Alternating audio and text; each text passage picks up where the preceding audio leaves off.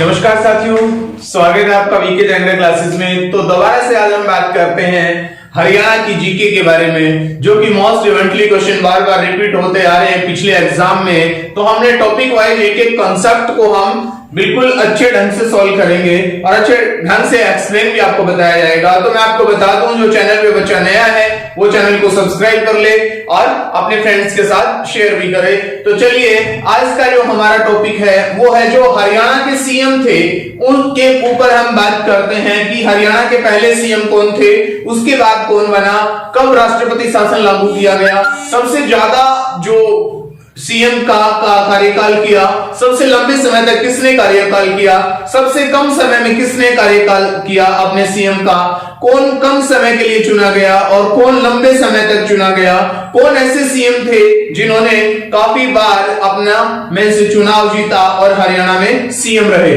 तो चलिए let's start. तो सबसे पहले हम बात करते हैं जो सीरियल नंबर है। Serial number means that first जो सीरियल नंबर है, इट मींस दैट जो हरियाणा के पहले सीएम थे उनका नाम क्या है, पंडित भगवत दयाल शर्मा। मैंने शर्मा लगा दिया तो आगे पंडित लगाने की जरूरत ही नहीं है। तो ये है पंडित भगवत दयाल शर्मा, हरियाणा के पहले सीएम थे जो कब चुने गए, 1 नवंबर 1966 में, जब हरियाणा का गठन हुआ था। 1966 में ही हरियाणा का गठन हुआ था। हरियाणा और पंजाब दो अलग अलग राज्य बन गए थे। तो यहां से 1 नवंबर 1966 से 23 मार्च 1967 तक इन्होंने अपना कार्यकाल किया। उसके बाद दूसरे नंबर पे जो सीएम थे वो थे राव वीरेंद्र सिंह, जिन्होंने अपना कार्यकाल 24 मार्च 1967 से 2 नवंबर 1967 तक अपना कार्यकाल किया। उसके बाद राष्ट्रपति शासन लागू हो गया था हरियाणा में। वो राष्ट्रपति शासन कब तक रहा, 2 नवंबर 1967 से 21 मई 1968 तक राष्ट्रपति शासन लागू रखा गया। उसके बाद तीसरे नंबर पे बात आई तो चौधरी बंसीलाल जी जो थे उन्होंने हरियाणा के सीएम की जो एक बागडोर थी वो संभाली और 22 मई 1968 से लेकर 30 नवंबर 1975 तक इनकी सीएम की जो बागडोर थी वो बंसीलाल के हाथों में रही। उसके बाद नंबर 4 पे बात आई तो नंबर 4 पे बनारसी दास गुप्ता जी जो थे उनको सीएम चुना गया, जो 1 दिसंबर 1975 से 30 अप्रैल 1977 तक वो सीएम के पद पर रहे और अपना कार्यकाल कंप्लीट किया। उसके बाद बात करें, फिर से राष्ट्रपति शासन लागू हो गया जो कि 30 अप्रैल 1977 से जून तक 20 जून 1977 तक चला। मींस दैट इससे पहले एक बार और भी राष्ट्रपति शासन लागू हो चुका था। यहां अगर हम बात करें 1968 में, उसके बाद दोबारा से राष्ट्रपति शासन कब लागू हुआ, 1977 में। तो 5वें नंबर पे बात करें हम, 5वें नंबर पे जो चौधरी देवीलाल जी थे वो हरियाणा के सीएम चुने गए और 21 जून 1977 से 28 जून 1979 तक क्या किया, उन्होंने अपना कार्यकाल किया। उसके बाद नंबर 6 पे भजनलाल जी जो थे 29 जून 1979 तक और 4 जून 1986 तक इन्होंने अपना कार्यकाल किया।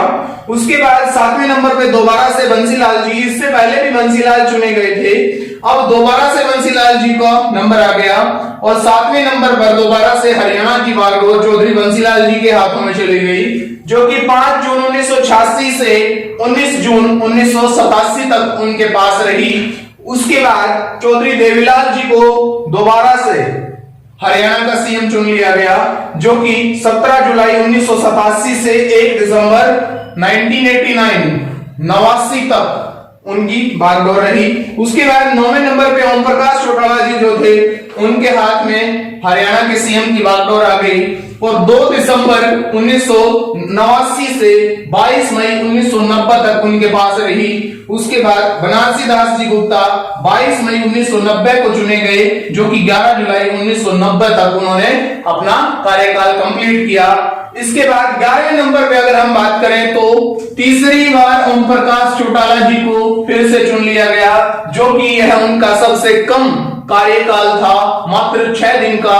और वो 6 दिन का कार्यकाल कितना था, 12 जुलाई से 17 जुलाई 1990 तक उनके पास रही सीएम की बागडोर।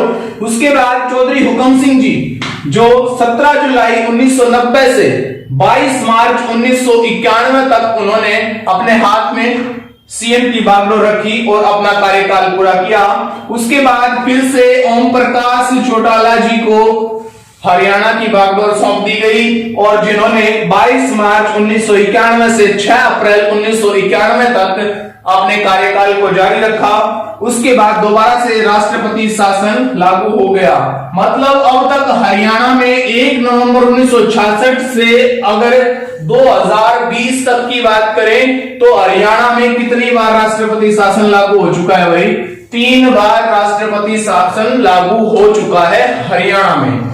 आगे हम बात करें भजनलाल जी, जो कि 23 जून 1991 से 10 मई 1996 तक उन्होंने अपना कार्यकाल किया और जो हरियाणा के सीएम रहे। उसके बाद नंबर 15 पे फिर से बंसीलाल जी के हाथ में बागडोर आई, जो कि 11 मई 1996 से 23 जुलाई 1999 तक उन्होंने अपना कार्यभार संभाला। उसके बाद 16वें नंबर पे फिर से ओम प्रकाश चौटाला जी को चुन लिया गया, जो कि 24 जुलाई 1999 से 4 मार्च 2005 तक ओम प्रकाश चौटाला के पास ये बागडोर रही।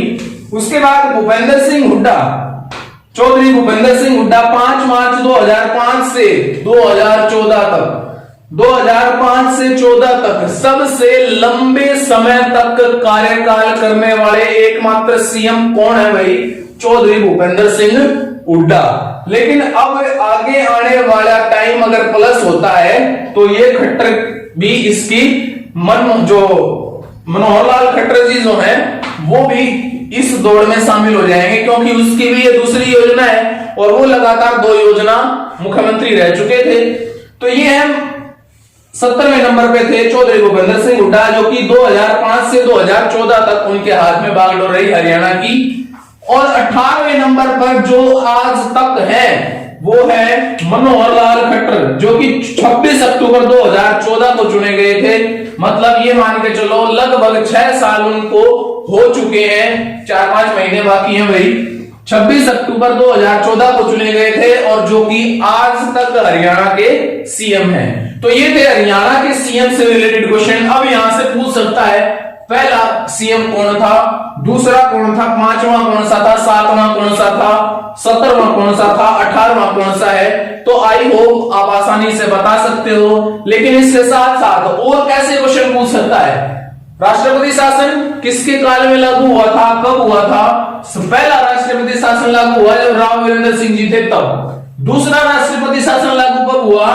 राष्ट्रपति शासन बनारसी दास गुप्ता जी थे जब। और तीसरा राष्ट्रपति शासन ओम प्रकाश चौटाला जी थे तब लगा। तो हरियाणा में अब तक 3 राष्ट्रपति शासन लागू हो चुके हैं। अब इससे पहले कि सर्वाधिक बार, सबसे अधिक बार मुख्यमंत्री की सीट पर बैठने वाले कैंडिडेट कौन है? वो कौन है भाई? चौधरी ओम प्रकाश चौटाला। कितनी बार? 6 बार सीएम का पद संभाल चुके हैं भाई, चाहे वो संभाला हो 1 दिन के लिए। और सबसे कम समय भी किसका है? ओम प्रकाश चौटाला 6 दिन के लिए भी सीएम बने थे भाई। और सबसे लंबे समय तक सीएम कौन बने थे? चौधरी भूपेंद्र सिंह हुड्डा। तो ये थी भाई आज की वीडियो, जो कि कंपटीशन लेवल में कहीं ना कहीं इनमें से क्वेश्चन एक ड्रॉप होगा। हरियाणा जीके कंप्लीट करेंगे भाई, इसी चैनल से आप जुड़े रहें। तो आज की वीडियो में इतना ही, मिलते हैं नेक्स्ट वीडियो में और नई जानकारी के साथ। और मैं दोबारा से कहना चाहूंगा कि चैनल को सब्सक्राइब कर लें, अपने फ्रेंड्स के साथ शेयर करें, ताकि हमें मोटिवेशन मिलता रहे और हम आपके लिए डिफरेंट टाइप की वीडियोस लेकर आते रहें। तो आज की वीडियो में इतना ही। Thanks for watching, thank you and